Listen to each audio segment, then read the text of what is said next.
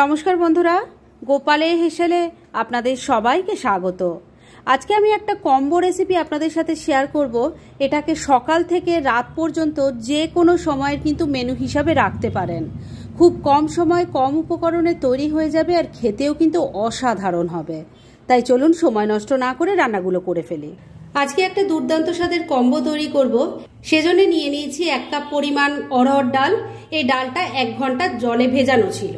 এবার দিয়ে দিলাম, পুরো ডালটা দিয়ে দিয়েছি। এবার এর মধ্যে দুটো ফাটিয়ে নেওয়া কাঁচা লঙ্কা দিয়ে দিলাম, দিয়ে দিচ্ছি অল্প নুন, অল্প হলুদের গুঁড়ো দিয়ে দিলাম, আর এর সাথে দিয়ে দিচ্ছি অল্প একটু তেল। এবার লিডটা লাগিয়ে দিচ্ছি। এবার মিডিয়াম ফ্লেমে রেখে 4 থেকে 5টা হুইসেল পড়লেই ডালটা খুব ভালো মতো সেদ্ধ হয়ে যাবে।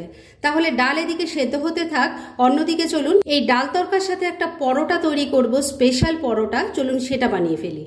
ওদিকে ডালটা সেদ্ধ হচ্ছে আর এদিকে আমি পরোটা তৈরি করার জন্য আগে ডোটা তৈরি করে নিচ্ছি। পরোটা তৈরির জন্য আমি এখানে আটা নিয়েছি, তবে চাইলে কিন্তু আপনারা এটা ময়দা দিয়েও করতে পারেন। এর মধ্যে দিয়ে দিচ্ছি এবার পরিমাণ মতো নুন, অল্প একটু রিফাইন অয়েল দিয়ে দিচ্ছি। এবার সবকিছু খুব ভালো করে মিশিয়ে নিচ্ছি। আমি এটা পরোটা তৈরি করছি, তবে আপনারা চাইলে এই একই পদ্ধতিতে কিন্তু রুটিও তৈরি করতে পারেন, সেটাও কিন্তু খেতে খুব ভালো লাগবে। নুন তেলটা ভালো করে মিশিয়ে নিয়েছি। এবার অল্প অল্প জল দিয়ে এর একটা ডো তৈরি করে নেব। ডোটা খুব শক্তও হবে না, আবার খুব নরমও হবে না। ডোটা ভালো করে মেখে নিয়েছি। এবার এটাকে কিছুক্ষণের জন্য একটু ঢাকা দিয়ে রেস্টে রেখে দিচ্ছি। আর এই সময়ের মধ্যে চলুন এই পরোটা তৈরির একটা ফিলিং দরকার, সেটা বানিয়ে ফেলি। এবার পরোটা স্টাফিং এর জন্য আমি একটা বাটির মধ্যে বড় কাপের 1 কাপ ছাতু নিয়ে নিয়েছি। এর মধ্যে দিয়ে দিচ্ছি 1 চামচ গ্রেট করা আদা, দিয়ে দিচ্ছি 2টো চপড করা কাঁচা লঙ্কা। ঝালটা অবশ্যই নিজেদের টেস্ট অনুযায়ী দেবেন। ধনেপাতা কুচি দিয়ে দিলাম, একটু আমের আচার দিয়ে দিচ্ছি। আমি এখানে আমের আচার দিচ্ছি, আপনাদের ঘরে যে আচার থাকবে আপনারা সেটাই দিতে পারেন। আর এই কুচো আমের আচারের রেসিপিটা কিন্তু আমার চ্যানেলে আপলোড করা আছে, আমি সাজেস্টেড বক্সেও দিয়ে দেবো, দেখে নিতে পারেন। দিয়ে দিচ্ছি একটু কাঁচা সর্ষের তেল। ভালো করে মিশিয়ে নিচ্ছি। তো সবকিছু একটু ভালো করে মিশিয়ে নিয়েছি। এবার এর মধ্যে স্বাদ মতো নুনটা দিয়ে দিলাম। এর সাথেই 2 হাতে ক্রাশ করে অল্প জোয়ান আর কালো জিরে দিয়ে দিলাম। এবার সবকিছু খুব ভালো করে মিশিয়ে নিচ্ছি। আপনারা যদি পেঁয়াজ রসুন খাওয়া পছন্দ করেন তাহলে কিন্তু এখানে চপ করে দিতে পারেন। সবকিছু খুব ভালো করে মিশিয়ে নিয়েছি। এবার এর মধ্যে অল্প জল দিয়ে দিচ্ছি। স্পুন দিয়ে এটা মিশিয়ে নেব। জল দিয়ে এটাকে এমন করে মাখাতে হবে, মানে ছাতুটা পুরো একদম নরমও হয়ে যাবে না, আবার শক্তও থাকবে না, একটু ঝুরঝুরে মতো যেন থাকে। তাহলে কিন্তু স্টাফিংটা ভরতে একটু অসুবিধা হবে না, খেতেও ভালো লাগবে। জলটা ভালো করে মিশিয়ে নিয়েছি। এবার কিন্তু স্টাফিং একদম রেডি। এবার এটাকে আমি কিছুক্ষণের জন্য এক সাইডে ঢাকা দিয়ে রেখে দিচ্ছি। আর ওইদিকে ডালটা সেদ্ধ হয়ে গেছে, চলুন ওইটা তাহলে সোমবার আগে দিয়ে নিই। পরোটা তৈরি করার জন্য ডো তৈরি হয়ে গেছে, ফিলিং বানানো হয়ে গেছে। আর এসব কাজ করতে করতে 4টে হুইসেল পরে ডালটাও কিন্তু সেদ্ধ হয়ে গেছে, ওটা এক সাইডে নামিয়ে রেখে দিয়েছি। এবার ডালে তড়কা লাগাবো, সেজন্য কড়াইয়ে তেল গরম করে নিয়েছি। এর মধ্যে দিয়ে দিচ্ছি 1 চামচ ঘি। ঘিটা গলে গেলে এর মধ্যে দিয়ে দিচ্ছি অল্প গোটা জিরে, দিয়ে দিচ্ছি একটা তেজপাতা, একটা শুকনো লঙ্কা। তেজপাতাটাকে 2 টুকরো করে নিয়েছি। ফোড়নটাকে একটু ভাজা ভাজা করে নিচ্ছি। ফোড়নটা ভাজা ভাজা হয়ে গেছে। এবার এর মধ্যে দিয়ে দিচ্ছি 1 চামচ আদা বাটা, একটা টমেটো টুকরো করে দিয়ে দিলাম, দিয়ে দিচ্ছি অল্প হলুদের গুঁড়ো, অল্প একটু লাল লঙ্কার গুঁড়ো দিয়ে দিলাম, 1 চামচ জিরের গুঁড়ো দিয়ে দিলাম, স্বাদ মতো নুন দিয়ে দিচ্ছি। তবে নুনটা কিন্তু বুঝে দেবেন, কেননা ডাল সেদ্ধ করার সময়ও কিছুটা নুন দেওয়া ছিল। 2টো বাতাসা দিয়ে দিলাম, দিয়ে দিচ্ছি একটু কাসুরি মেথি। এবার অল্প জল অ্যাড করে মশলাটাকে ভালো করে কষিয়ে নিচ্ছি। বন্ধুরা, আপনারা আমার রেসিপি দেখার সাথে সাথে আমার ফেসবুক পেজ গোপালের হেসেল, তাতেও ভিজিট করতে পারেন। ডেসক্রিপশন বক্সে লিংক দেওয়া আছে। 2-3 মিনিট সময় নিয়ে মশলাটাকে ভালো করে কষিয়ে নিয়েছি। এখন দেখুন টমেটোগুলো সফট হয়ে গেছে আর মশলাটা থেকে তেলটা ছেড়ে দিয়েছে। এবার এর মধ্যে সেদ্ধ করে রাখা অড়হর ডালটা ঢেলে দিলাম। এই ডালটা কিন্তু খুব বেশি পাতলা হয় না, তাই আমি এর মধ্যে আর জল দিলাম না। তবে আপনারা যদি মনে করেন আর একটু পাতলা করে খাবেন, তাহলে এর মধ্যে উষ্ণ গরম জল দেবেন। ভালো করে সবকিছু মিশিয়ে নিচ্ছি।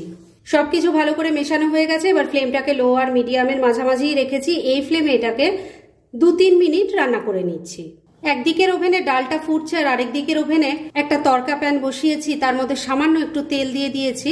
এর মধ্যে দিয়ে দিচ্ছি অল্প গোটা জিরে, অল্প একটু হিং দিয়ে দিলাম, দিয়ে দিচ্ছি দুটো চেরা কাঁচা লঙ্কা, একটু ধনেপাতা কুচি দিয়ে দিলাম, নাড়াচাড়া করে নিচ্ছি।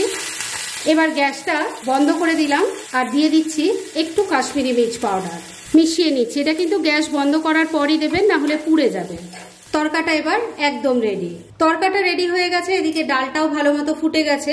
এবার তরকাটা এর মধ্যে দিয়ে দিচ্ছি, ভালো করে মিশিয়ে নিচ্ছি। এইভাবে নিরামিষ ডাল তরকা তৈরি করে আর যে পরোটাটা বানাচ্ছি তার সাথে খেয়ে দেখুন বন্ধুরা, অসাধারণ লাগবে খেতে। সবকিছু খুব ভালো করে মিশিয়ে নিয়েছি। এবার মিনিট 2 আবারও রান্নাটা করে নিচ্ছি। মিনিট 2 আবারও রান্নাটা হয়ে গেছে। এবার নিরামিষ ডাল তরকা একদম রেডি। এটাকে এখন আপাতত আমি ঢাকা দিয়ে রেখে দিচ্ছি, গ্যাসটা বন্ধ করে দিলাম। আর পরোটাগুলো তৈরি করে নিই, তারপর একসাথে দুটো সার্ভ করে আপনাদের দেখাবো। ডাল তরকা তো একদম রেডি হয়ে গেছে, আর ওটা তৈরি করতে করতে ডোটারও ভালো মতো রেস্ট করা হয়ে গেছে। এবার এটাকে আবারও একটু ভালো করে মেখে নিয়ে এর থেকে বড় বড় করে লেচি কেটে নিচ্ছি। ডোটা তৈরি করে নিয়ে তার থেকে বড় বড় করে লেচি কেটে নিয়েছি। এবার একটা লেচি নিয়ে নিয়েছি বেলার জন্য, একটু আটা ছড়িয়েই এটাকে বেলে নিচ্ছি। একটা ছোট রুটির মতো করে বেলে নিয়েছি। এবার এর মাঝখানটায় ফিলিংটা দিয়ে দিচ্ছি। এবার ভালো করে মুড়িয়ে নিচ্ছি। ফিলিংটা একটু বেশি করে দেবেন, তাহলে কিন্তু খেতে খুব ভালো লাগবে।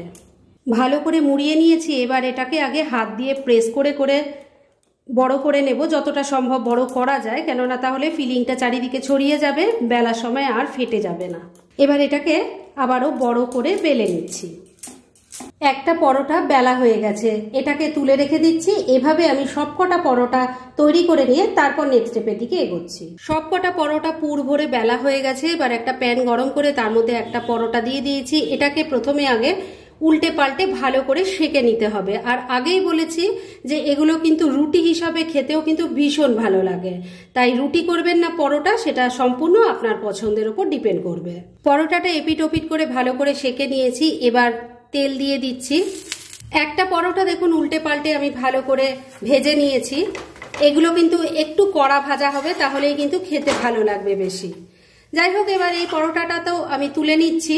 আর এইভাবে সবকটা তৈরি করে নিয়ে তারপর ডাল তরকার সাথে পরিবেশন করে আপনাদের দেখাচ্ছি।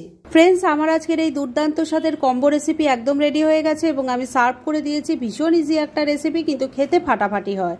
খুব কম সময় কম উপকরণে এটা তৈরি হয়ে যায়, অথচ যাকেই খাওয়াবেন তারই কিন্তু খুব ভালো লাগবে খেতে। তাই দেরি না করে পারলে এটা আজই একবার ট্রাই করে ফেলুন, আর তারপর কেমন লাগলো সেটা প্লিজ কমেন্ট করে জানাবেন। এরকম ধরনের অনেক ভালো ভালো নিরামিষ রান্নার রেসিপি আপনারা গোপালের হেসেল সার্চ করলেই পেয়ে যাবেন, যার মধ্যে থেকে কিছু কিছু আমি সাজেস্টেড বক্সেও দিয়ে দেব, সেখান থেকেও আপনারা দেখে নিতে পারেন। তাই গোপালের হেসেল অবশ্যই ভিজিট করুন। আর আপনারা কেমন ধরনের রেসিপি চাইছেন সেটাও কিন্তু আমাকে জানাতে পারেন। আমি চেষ্টা করব সেসব রেসিপিগুলো আপনাদের সাথে শেয়ার করার।